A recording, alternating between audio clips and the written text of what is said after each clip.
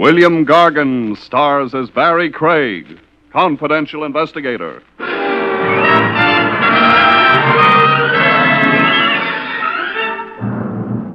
I wonder if murderers, like other people, worry about their income taxes. When they make a killing, for example, do they always report it, or do they just list their victims under buried assets?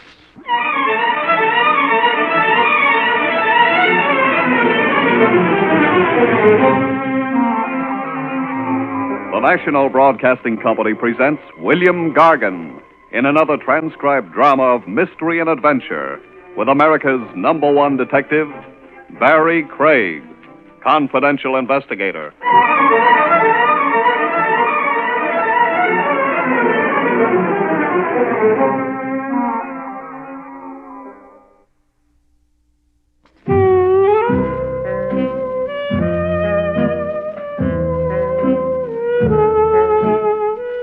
Barrie Craig speaking.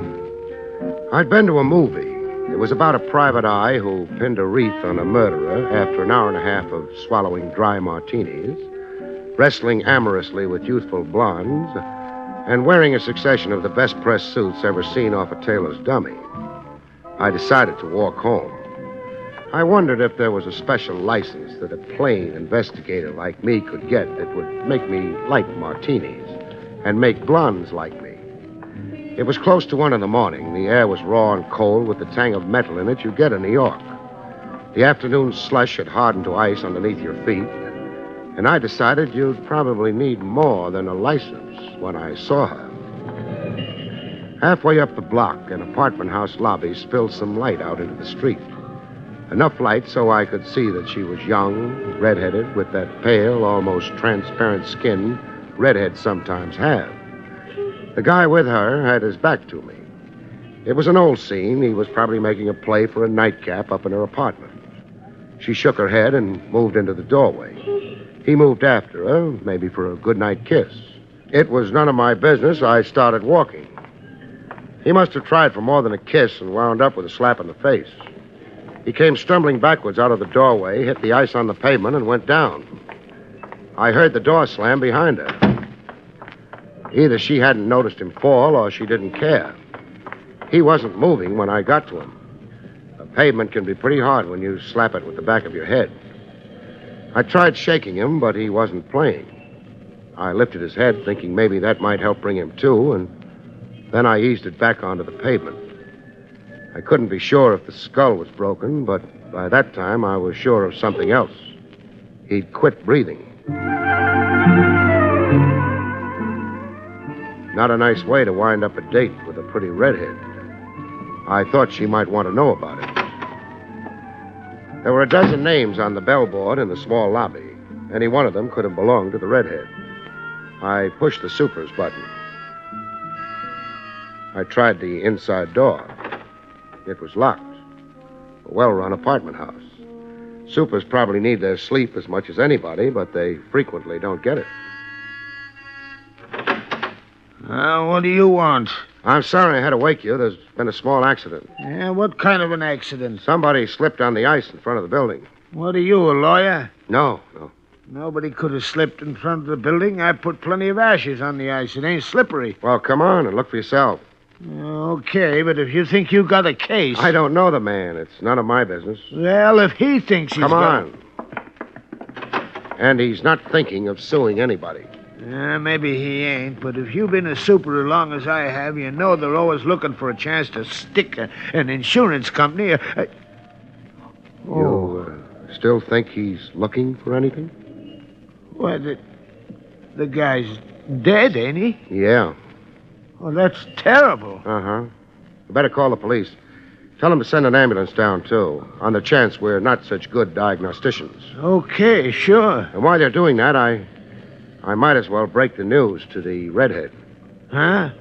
He'd brought her home, said goodnight to her when it happened. You mean some girl in this building? Yeah. Maybe 20, pale skin, red hair, pretty. You couldn't mistake her.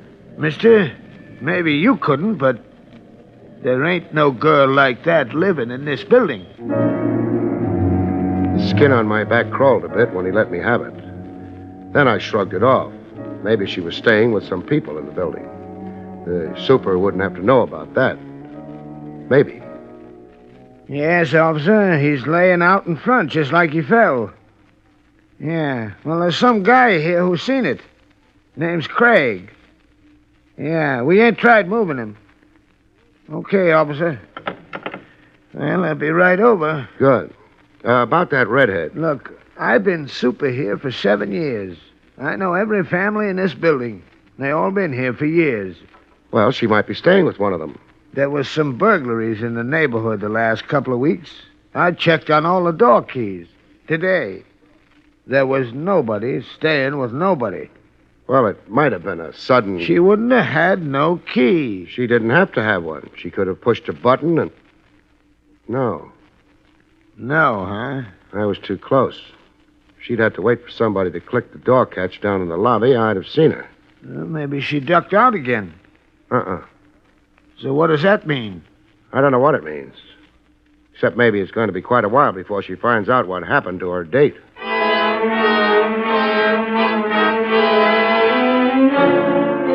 It didn't take long for the police to arrive, or the ambulance. They moved pretty fast. They always do. They've had experience. And on this trip, they also had Lieutenant Rogers of Homicide. Barrie, Yeah, Lieutenant. you're not curious enough. The police doctor said the guy was dead, didn't he? He's dead. What should I be curious about? About why I came down on an accident case. I figured maybe it was on account of your college education. What would that have to do with it? I wouldn't know. I never went to college. You're being a big help. What do you want me to be helpful about? I came down because when the report came in, your name was mentioned. So you decided I was involved? Aren't you? No. You've got my story. Yeah, you just happened to be walking, you just happened to notice the redhead and the corpse and so on. That's right. It's hard to believe. Why? Because I'm an investigator, I don't have a right to witness an accident? Not an accident that happened to Walter Borley. Borley? That's the corpse? That's the corpse. I've heard the name before. Sure you have. Walter Borley's a big man. Or was, in the Midwest. In New York, he's just dead. It could be a coincidence. He came here to collect a debt. Owed by who? He'd run a string of bookie joints here for years. He sold out maybe 6 months ago, went to Detroit. But he had trouble getting paid. So he came back. You never get paid now. Who'd he sell out to? We've got a couple of guesses. Any names attached?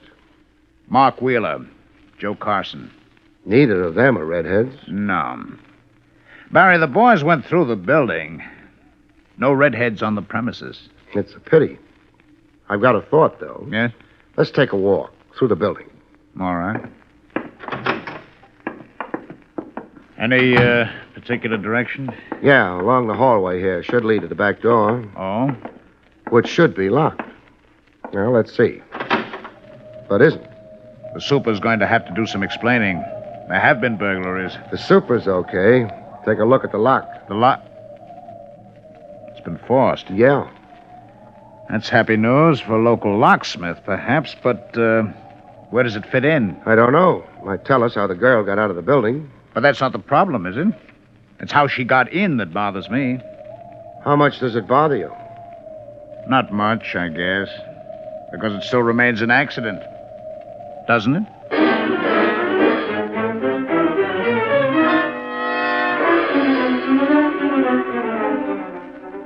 Walter Borley went to the morgue. Lieutenant Rogers went back to headquarters, and Barrie Craig bought a drink. Here's your poison, Craig. Thanks. Say, Mac, Yeah? suppose a man had an opinion about a horse. Where would he go to do something about it? There's a cigar store on 3rd. The owner would be glad to listen to your opinions. Or the clerk over at the Armstrong Hotel. No. That's for small opinions. I've got a king-size opinion. Real big? Tell you, Craig, I wouldn't be surprised if you was to get a phone call first thing tomorrow. Well, that'd be too late. I get nervous carrying big bills around. Who knows, I might lose them before morning. Say, Craig, there's a new hot spot opened over on the west side. Yeah? Someplace in the 40s, I think. They call it the Three Aces. Got a wonderful floor show. 3 aces. Carson would be one, Wheeler another. Who'd be the third? If I been to one doctor, I been to a dozen. Never did me any good, though. Some days I can't hear a thing. Okay, Mac. Doesn't matter much about that third ace anyway. He's been trumped.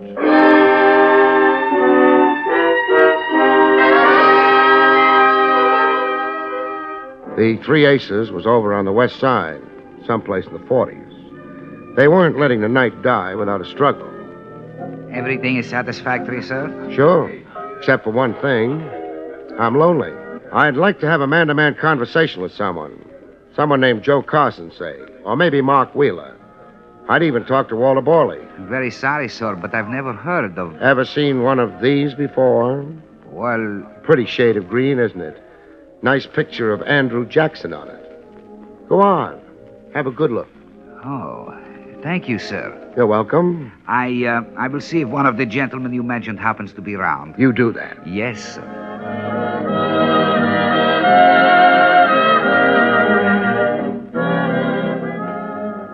Mind if I sit down? No, How do you like the floor show? not bad. One of these nights I'll come back and look at the floor. That's very funny. So. The waiter tells me you wanted words with my partner or me. The waiter's right. You wanted those words quite a few bucks worth. I figured it was the only way I'd get them. I don't like to see men throw money away. I'm Carson. Fine. Speaking of floor shows, one of the regular girls is out tonight, isn't she? Which one? Well, we never got around to throwing names, but she describes easy. Around 20, redheaded, with a very white skin. Yeah, now you mention it, she's not working the show tonight. Too bad. I was looking forward to seeing her. Well, that can be arranged. Well, arrange it. Okay. Only one thing. Yeah? She might not be in the right mood. See that door next to the bandstand? Yeah, I see it. If she's in the right mood, somebody will open it for you. Thanks. Don't mention it.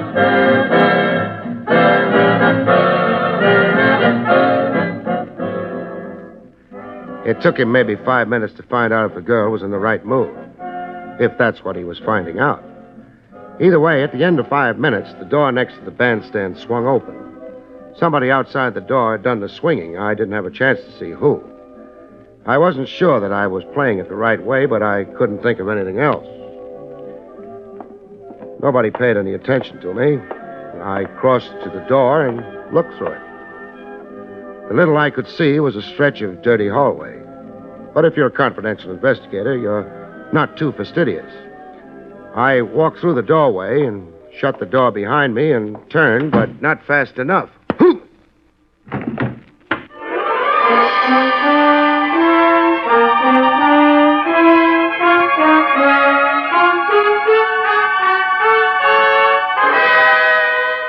Back to Barrie Craig in just a moment.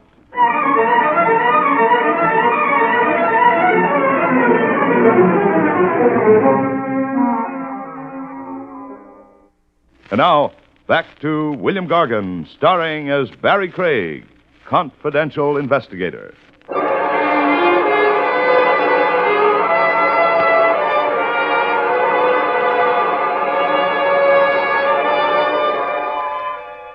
I didn't know how far I'd gone and how long I'd been away, but it took a while coming back. And even then, I didn't try opening my eyes or moving my head. I had a feeling it was going to hurt. You had him sapped. Why? Look, Wheeler, he came here asking for us. He fed me a phony routine about a redhead with white skin. Nina. Yeah, Nina, being part of the floor show. I don't care. You don't know all of it yet. I've been through his pockets. You know who he is? Look, Carson. A private eye named Craig. Now, what would you have wanted me to do? Invite him in to go over our books? That might have been safer than what you did do. Huh? I just got a call from one of the newspaper boys down at headquarters. Borley was brought in a few minutes ago. Borley at headquarters? Wasn't his idea. The department they took him to was the morgue. I don't believe it. You sure of this? I'm sure of it. Well, what's bad with that news? It ain't no secret he'd come to town to collect. Off us. With him dead, who do you think the cops are going to be looking for? Maybe I shouldn't have started nothing with this character here, but... Wait a minute. When did Borley get it? Around 1. It's 2 now. If what you're handing me is true, the cops should have already been visiting. According to what the press was told, Borley died in an accident. So what are we worrying about? The cops have handed out phony releases before. I don't get it. Either you want to make trouble or you know better than the press. Where were you around 1 o'clock? That's a funny question coming from you. What do you care? Oh, forget it. Maybe I'm getting jumpy, but how does this guy fit in? And Nina? Nina ain't been around the club all night, which means she don't fit in. Him? I don't know. Maybe he heard about Borley, too. I've been thinking of that. Maybe we don't take no chances on... Maybe. He's out cold. Never know what... Okay, Carson. Get a couple of the boys in. Now you're talking. Sure I'm talking, but I could be talking myself into the chair. So far, I'd been doing fine with my eyes shut. But that wouldn't last much longer. Carson's boys would be glad to shut them again for me if I opened them at the wrong time. So I had to open them at the right time. Keep an eye on Sonny Boy. Yeah. Sonny Boy. Pretty soon, no Sonny Boy. Wheeler was the nervous type, a floor pacer. 7 steps to the door, about turn. 7 steps to the desk, about turn, and the same routine repeated. The time he'd give me a quick look was when he passed me on the way to the door. On the 4th step. The 5th step would have to be my play. It would have to be fast and reasonably quiet. But how fast I could get off the floor, I didn't know. I'd find out. Step to the desk. Turn. Now back. The 5th step. Remember? 2, 3, 4, 5. That's my forearm, locked around your throat. Things you learn in the Army. I increase the pressure an ounce, Wheeler, and that's all. Want a broken neck? That's nice. Now turn the gun around in your hand. Hold it by the barrel. Yeah. Poke it backwards toward me. That's the way. Thanks.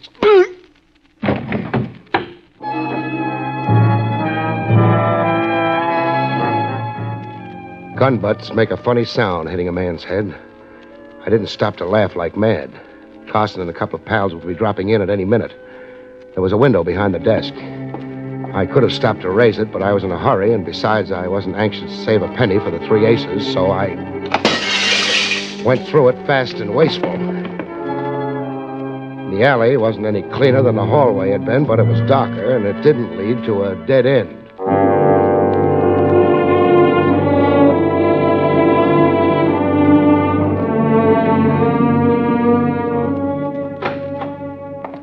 Ah, Lieutenant Rogers. What? Oh, hello, Barrie. I hope I'm not intruding. That's a nice hope. I need a little help in a lot of hurry. Important? I don't know. It could be. Even a giraffe couldn't stick out as much neck for you as I do. All right, we're in a hurry with a police escort. To get where? The 3 aces. One's been trumped, but the game's not over yet.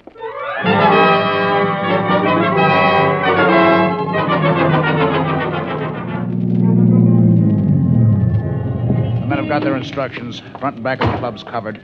We go in? If you don't mind. I don't mind. The 3 aces. Yeah. Good evening, gent. Yeah, I'm back again. I brought company with me, though. Lieutenant Rogers, homicide. Save it for your lawyer. Take us to the office. I will ring. No. We want a personal guide. That way we can be sure it'll be a surprise. Move, huh? Yes, sir. That quiet authority always gets them. The badge. Don't be modest. A couple of square inches of tin isn't that impressive. I don't know what Mr. Wheeler will... Nobody passed the law. You have to know anything. Now knock. If a man answers, tell him you're checking the wine list or something. Yes, sir. Open the door. No. Yeah. I'll explain the reason why to you. If anybody inside has the idea trouble's coming and is preparing to blow down anyone in the doorway, you'll be the one. I won't. Sure you will. All right. Mr. Wheeler. Move over, Buster. That's Wheeler? Yeah. We met earlier. I had the pleasure of knocking him down with the butt of a gun. He got up, Yeah. sat down behind his desk, and proceeded to blow his brains out. Looks that way. But I'm stupid. What do you mean? I don't know why he killed himself. You'd escaped. He knew you'd come to the police. He was through in the bookie racket. He still had a skin, his own. Boys like that are very fond of their skin. It'll be a hard thing to prove anything. Looks like suicide. Sure. Just like Borley's passing on looked like accident. It was an accident. No, Trav. Not an accident at all.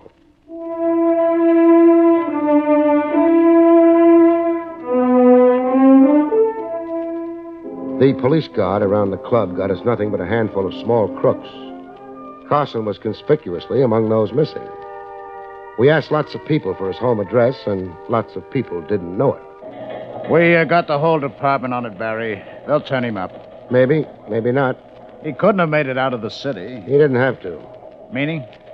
The setup back at the club goes for suicide. You will never be able to prove otherwise. As for the accident, That you call murder. there's only one way you can tie him to it. The girl. We did dig up a name for her. Nina West. Pretty name. A pretty girl. And right now, very possibly a dead girl. Oh, you can't be sure. Put yourself in Carson's place. She's the one who can send him to the chair. With her dead, you've got nothing. Not even, and get this, Trav, not even a motive that would stand up in court for his killing her. I went out and took a look at what had happened to the night. The sky was getting lighter. The winter sun would be sneaking over the tops of the buildings in an hour or two. Not handing out much warmth, but a promise anyway. I started walking. I didn't try to think, because the only thoughts I had on tap weren't very pleasant. Nina West wasn't the kind of girl your mother hoped you'd marry, but she was young, pretty. I didn't think she'd known what was going to happen to her date. If she'd lived, maybe someday she'd have walked into my office in the old building on Madison Avenue and asked me to find a lost dog for her, and suddenly walking wasn't fast enough for me. I needed a cab fast. I needed to go someplace fast. Only a hunch, but it was the one chance we had, the one chance Nina West had. If she'd gone where I had to get to within minutes, my office.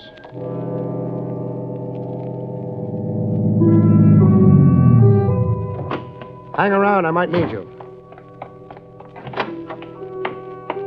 I didn't bother with the elevator. I used the stairs.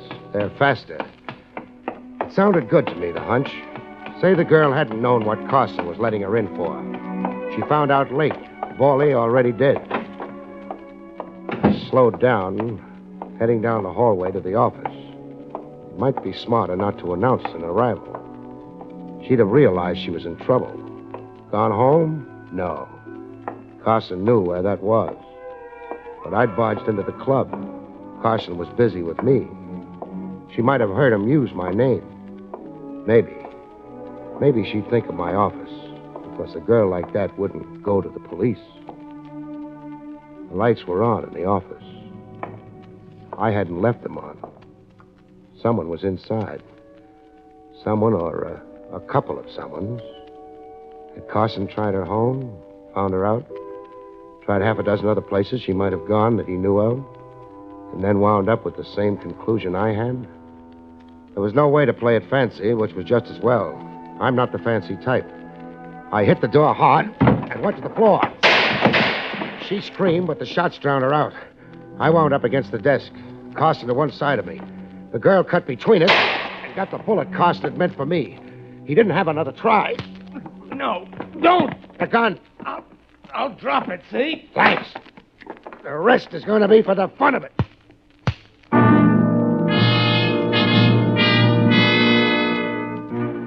It didn't last very long. He dropped his hands. You can't hit even a Carson with his hands down unless you're a Carson yourself. I didn't qualify.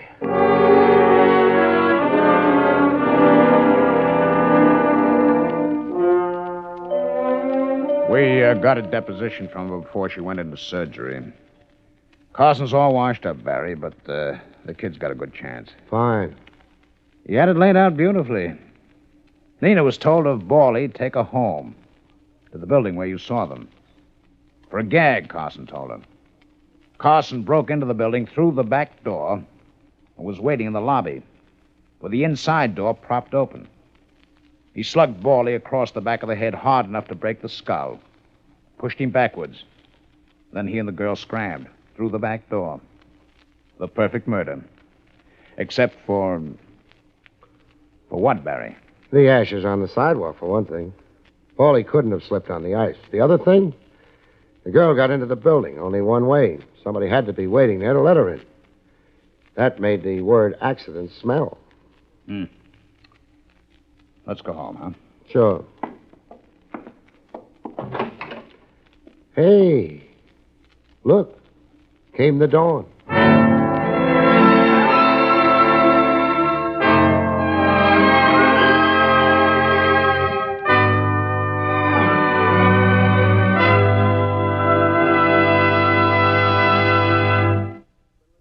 You have been listening to William Gargan in another exciting transcribed mystery drama from the adventures of Barrie Craig, confidential investigator.